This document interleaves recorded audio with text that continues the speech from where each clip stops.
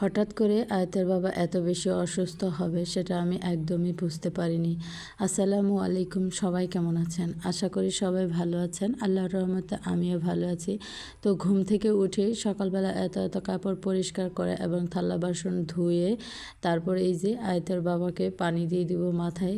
আয়তের বাবা এত বেশি অসুস্থ হয়ে পড়েছে, আমার বিবাহিত জীবনে আমি এত বেশি অসুস্থ হতে ওকে কখনোই দেখিনি।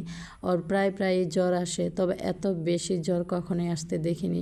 জ্বর আসলেও সে ঠিক মতো খাওয়া দাওয়া করতো, বরঞ্চ আগের তুলনায় জ্বরের মধ্যে সে আরও ভাত টাত বেশি খেত। কিন্তু এইবার এত পরিমাণের জ্বর আর মুখে একদমই কিছুই দিচ্ছে না, কিছু খাচ্ছেও না, কি আর বলবো। তো ওই যে মাথায় বারবার শুধু পানি দিয়ে যাচ্ছে, অনেক সারাদিনই প্রায় পানি দিয়েই দিচ্ছি, কারণ পানি দিয়ে দিলে নাকি তার একটু ভালো লাগে।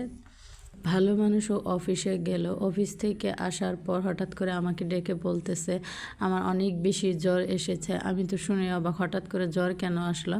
গায়ে হাত দিয়ে দেখে এত বেশি জ্বর। পরে সকালে সে আর কিছুই খেলো না, অমনিতেই তো শুয়ে পড়লো। তারপরে আমি কি করব, এখন সে ঝাল কিছু খাইতে চাচ্ছিল। এদিকে আবার আয়াত সকালে ঘুম থেকে উঠেই বলতেছিল মা আমি গোস্ত খাবো, গোস্ত দিয়ে খিচুড়ি খাবো। তো আমি ভাবলাম তাহলে আয়াতের বাবা এবং আয়াত দুজনকেই তাহলে ঝাল করে একটু খিচুড়ি রান্না করে দেই। আয়াত আবার অত বেশি ঝাল খাইতে পারে না, যার জন্য ওর কথা ভেবেও তেমন ঝালও দেয়নি। আসলে মেন কথা ছিল আয়াতের জন্যই খিচুড়ি রান্না করব। ও মাংস দিয়ে খিচুড়ি খাইতে চেয়েছিল।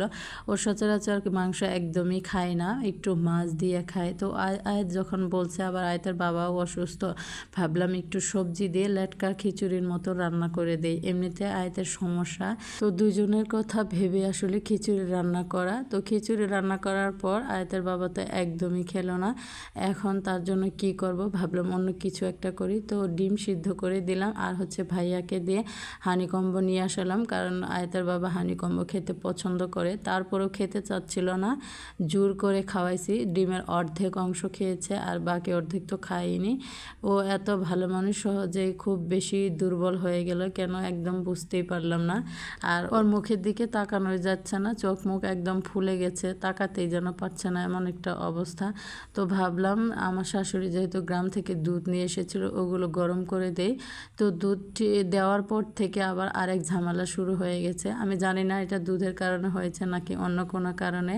তো ওষুধ খাওয়ার পর জ্বর হালকা কমলেও তার আরেকটা সমস্যা হয়েছে, সেটা হচ্ছে আবার পাতলা পায়খানা শুরু হয়ে গেছে। এদিকে জ্বর প্লাস পাতলা পায়খানা, শরীর ব্যথা, সব কিছু মিলে কেমন যে একটা অবস্থার মধ্যে আছে। আবার বলতেছে সব খাবার নাকি তার গন্ধ লাগতেছে।